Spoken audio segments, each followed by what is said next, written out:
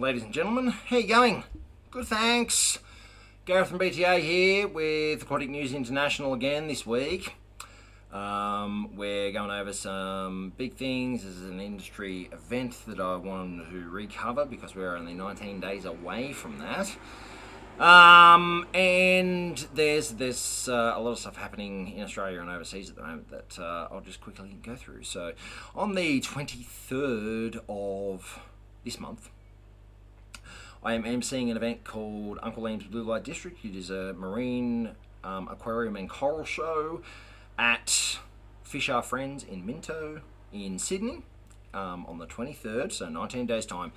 And I will be emceeing the event. There's a huge range of prizes up for grabs down there. There are so many vendors coming along displaying coral, aquaculture coral, all sorts of stuff. It's an industry event not to be missed, guys. If you are interested in marine aquariums or coral or aquaculture or even freshwater aquariums and want to come along and have a look and see what's up for grabs. There'll be music, there'll be drinks, there'll be food. Yeah, come along. It's going to be fantastic. It's only a $5 entry and there are thousands of dollars worth of prizes up for grabs. This is not something that you want to miss. Moving on to Aquatic News International for this week. Fiji launches a 4-year aquaculture development plan. The Fijian government has introduced a comprehensive aquaculture development plan aimed at transforming the sector into a profitable and environmentally friendly activity. So the key aspects of this incentive is prioritising the development of 9 aquaculture species such as blacklip oysters, seaweed, black tiger prawns, Pacific white shrimp, giant river prawns, tilapia, giant clams, rock oysters, and mabe pearls. All quite very forgiving species, to be honest. Apart from maybe the black tiger prawns and the venomai, but yeah. Focusing on reducing the seafood trade deficit and regulatory burden. Obviously, access to protein over there is going to be hard unless it comes from locally. Reducing that trade cost is going to be massive for them. Pursuing research, development, and extension activities to support innovation in the sector. Improving market access for Fijian aquaculture products both domestically and internationally. Securing biosecurity measures to protect the industry from diseases and invasive species, promoting gender equality and supporting gender equity and supporting training and education in the sector, emphasising high quality products grown in a pristine environment, and encouraging the employment of youth and women, particularly in rural communities. For that local area of the Pacific Islands, that's gigantic. The plan was developed with support from the United Nations Food and Agriculture Organization and aligns with Fiji's broader economic and environmental goals. The education and a research facility in that area is going to be paramount for the success of that. Because it's all well and good giving them the gear, but educating them on how to use it is another thing entirely. I look forward to following that story.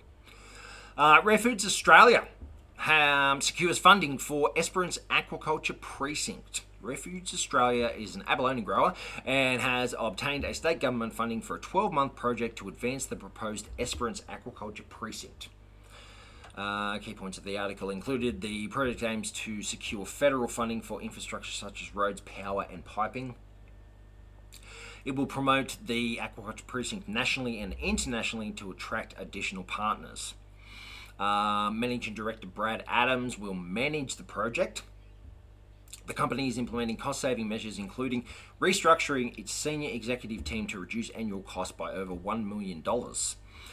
Rare Foods is working on a 7-year ranch management strategy to improve the yield of Marine Stewardship Council certified wild caught greenlip abalone.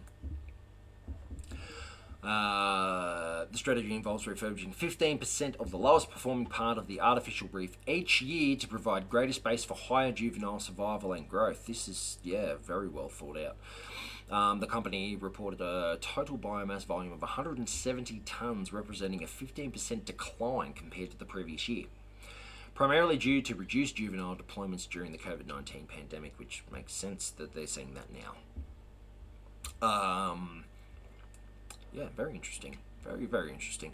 Maine's first experimental aquaculture project at Callahan Mine Superfund site, which started in 1972. It's just a historical story, but of interest nonetheless. They started with, it was one of Maine's earliest aquaculture projects. They started in 1972 with salmon and oysters in the flooded mine pit, which was a project initiated by Fred Beck, the chief geologist for the Callahan Mining Corporation. They successfully raised 3,800 juvenile coho salmon and 350,000 oysters in 1972. The experiment faced challenges due to environmental concerns, including heavy metal contamination from the former mine site. This project, along with another operation in Wickerset, I hope I'm pronouncing that properly, marked the beginning of Maine's aquaculture industry. The site is now owned by a non-profit organisation that is aiming to restore the site to a wild state. The project demonstrated the potential for repurposing former industrial sites for aquaculture purposes. Bang, bang, boom. Inland saline aquaculture, all this kind of stuff. Brilliant. Love it. Yeah, I love history. Fantastic. Oregon State University to study seaweed diet for cattle to reduce methane emissions. Oregon State University received a $1 million grant from the USDA for a 5-year project to study the effect of Pacific dulce seaweed, I'm terrible at pronunciation, on cattle methane emissions. This is much like asparagus, obviously. Approximately 40 cows will be part of the project, with 20 being fed the seaweed diet to explore the different amounts of seaweed that is optimal for supplementation to reduce the methane emissions in the bovine subjects. The project will also examine how seaweed growth methods affect methane reducing compounds. So obviously that's going to be environmental and therefore the quality of the seaweed, as you know we do with species in aquaculture.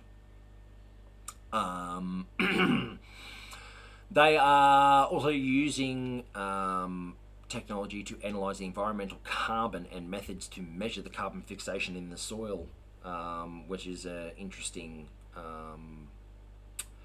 That's an interesting look at it, especially after feeding the seaweed, and see what the increase or decrease in fixated carbon is in the soil. This research is novel as it focuses on grazing cattle rather than feedlot animals.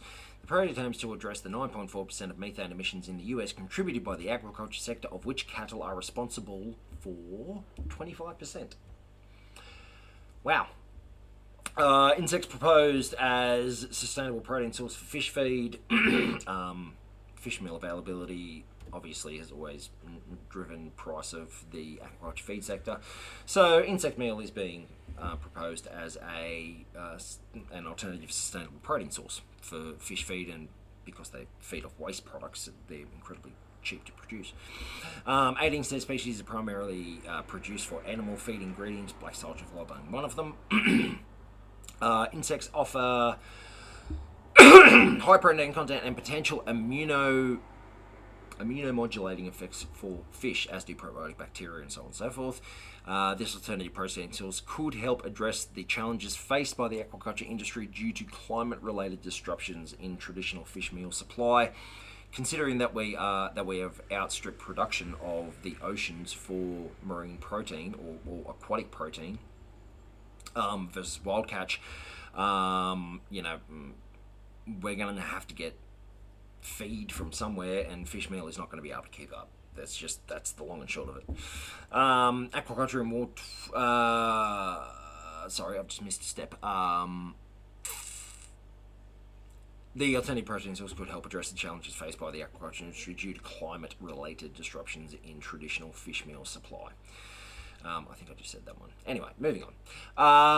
Aquaculture in war-torn European countries facing challenges. So, to go to the other end of the spectrum altogether, the ongoing conflicts in Europe have significantly impacted the aquaculture industry in particular. Ukrainian aquaculture has suffered losses of about $35 million due to the ongoing war. The Russian salmon market faces up to a 50% price hike due to broodstock shortage. Western sanctions have impacted Russian aquaculture, particularly Atlantic salmon production. That would be everything from broodstock to eggs. The Israeli mullet market experienced shortages due to import disruptions and a hot summer. Russia's war have disrupted maritime activities in the Black and Azov Seas, affecting Ukrainian port operations and agricultural exports.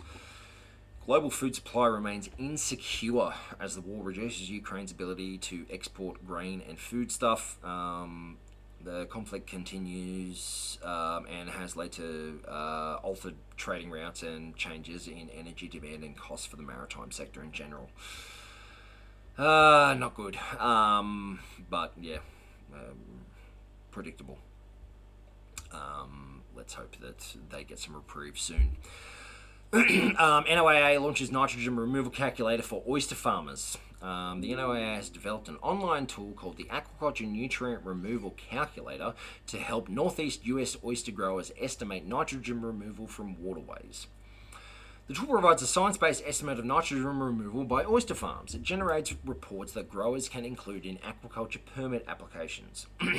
The calculator is based on data from 10 states from Maine to North Carolina. It considers factors such as the number of oysters harvested, average size, location, culture method, and harvest period. This tool aims to demonstrate the environmental benefits of shellfish farming to local communities and regulators.